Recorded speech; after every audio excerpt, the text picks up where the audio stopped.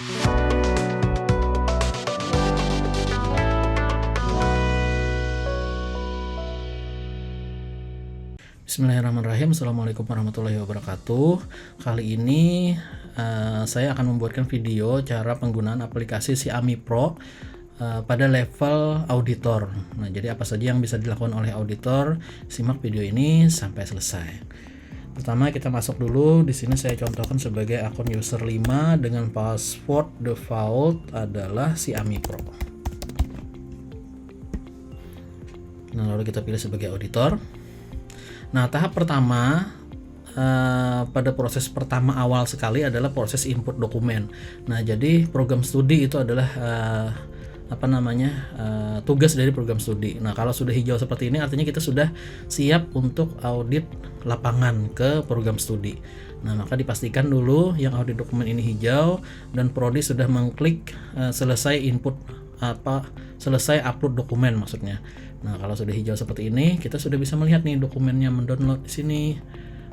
Nah, kemudian kita bisa memproses audit kepatuhan. Nah, maka langkah kita adalah mengaudit kepatuhan. Ini datang ke lapangan, bertanya kepada prodi, langsung sambil diinput. Nah, misal nih di sini kita punya dua kriteria, yaitu visi keilmuan dan tata pamong. Nah, nanti silahkan sesuaikan. Sebenarnya tidak hanya dua lah, sebenarnya banyak sebenarnya kriterianya atau butirnya. Nah, maka kalau kita klik di sini kita masih perlu menginput ada dua di sini. Nah, kita coba satu dulu.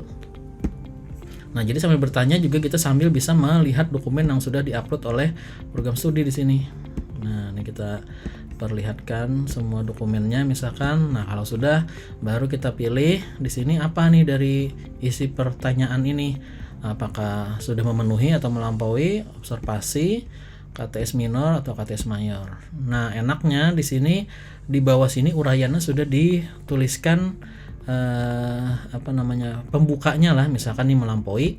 Nah, maka akan ada di sini teksnya berubah menjadi yang di atas ini. Tinggal kita tambahin di sini.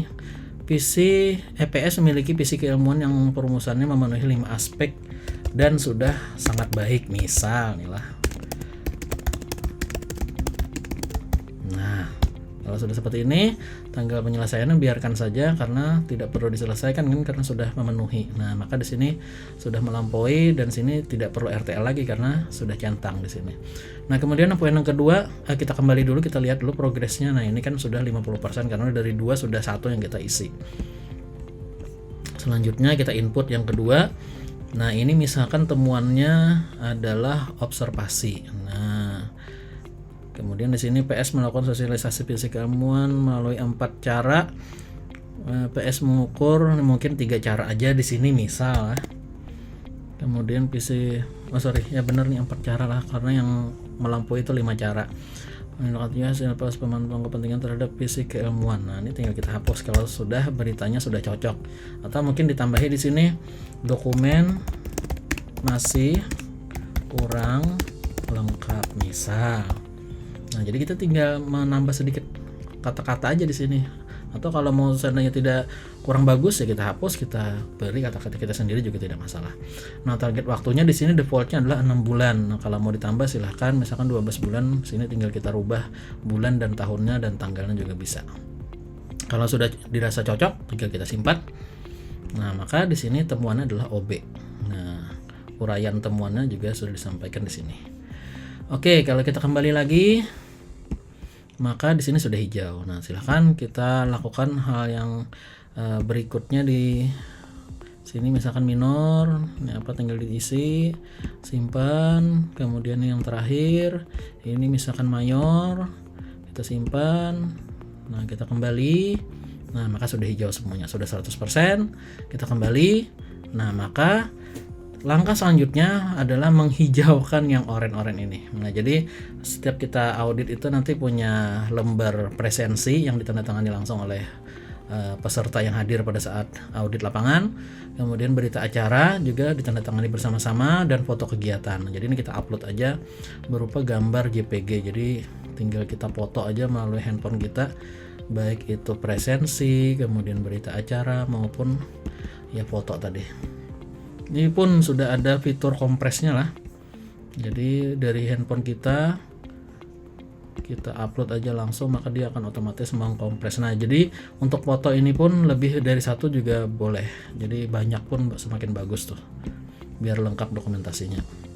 Nah, kalau sudah hijau semuanya, baru kita klik selesai audit ini untuk ke proses selanjutnya. Nah, setelah kita klik selesai audit, auditor tidak bisa lagi merubah isian yang ini.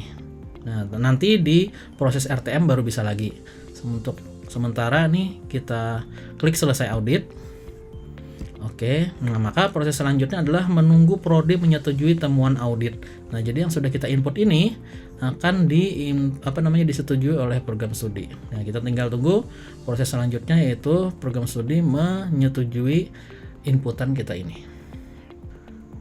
Oke, langkah selanjutnya adalah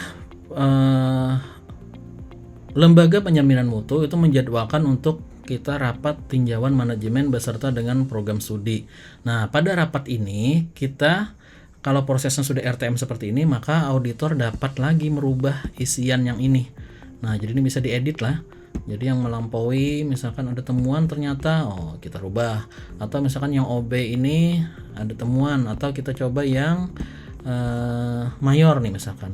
Ternyata pada waktu rapat tinjauan manajemen program studi dapat menunjukkan bukti misalkan, tetapi kurang lengkap. Nah, maka kita rubah menjadi minor atau observasi. Atau kalau lengkap kita rubah menjadi melampaui. Itu tidak menutup kemungkinan pada waktu rapat tinjauan manajemen. Nah, ininya kita rubah juga kalau seandainya disesuaikan. Kita simpan. Nah, maka ini bisa didiskusikan kembali ke program studi. Jadi ada kesempatan kedua untuk program studi membuktikan hasilnya. Nah, kalau sudah dirasa cocok, sudah selesai rapat tinjauan manajemen, sudah sepakat semua, baru auditor mengklik selesai RTM ini. Nah, kalau sudah selesai RTM, maka kita akan masuk ke masa tindak lanjut nih, rencana tindak lanjut. Jadi kita tinggal menunggu, kita cek di sini di audit kepatuhan. Nah, ini masih merah semua. Nah, jadi kita menunggu di sini. Kalau yang melampaui kan tidak perlu diisi oleh prodi.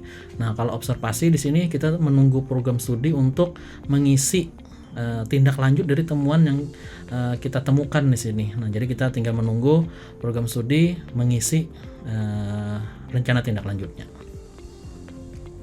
Nah, coba kita cek lagi pada audit kepatuhan apakah sudah diisi oleh program studi. Nah, ini sudah diisi oleh program studi. Maka kalau seandainya sudah benar, maka kita klik OK di sini. Nah, seperti ini. Oke. Nah, kemudian apabila seandainya masih kurang benar, ya kita biarkan saja. Kalau ini sudah benar, misalkan kita OK juga. Nah, kalau sudah kita OK, maka di sini akan ada tanggalnya nih. Nah, sudah OK, tanggalnya di sini. Nah, kalau ini kan masih belum kita ACC nih artinya. Atau kalau kita batalkan juga bisa, tinggal kita klik batal di sini. Nah, kalau sudah seperti ini, kita kembali. Misalkan ini satu temuan ini tidak buktinya tidak konkret dan tidak relevan misalkan, ya kita biarkan saja seperti itu. Atau kalau relevan ya tinggal kita OK aja. Nah, kita lihat sini, kita kembali lagi. Nah, kita bisa langsung menyelesaikan selesai RTL ini kalau seandainya sudah lengkap semua. Nah, kalau sudah seperti ini, nah maka proses semuanya sudah selesai untuk audit tahun ini dan kita sudah bisa mendownload laporan AMI-nya di sini. Kita lihat hasil akhirnya. Nah, ini rekap temuan awal, di sini ada OB1 minor 2 dan melampaui 1. Nah, kita lihat rekap temuan akhir setelah RTL. Nah, ternyata minor masih ada 1, sisanya sudah melampaui. Nah, ini pun sudah ditandatangani berbasis QR code. Oke, sudah lengkap, bisa kita cetak, bisa kita print langsung atau kita simpan sebagai PDF di sini. Oke, mungkin itu tutorial untuk user auditor. Terima kasih. Wassalamualaikum warahmatullahi wabarakatuh.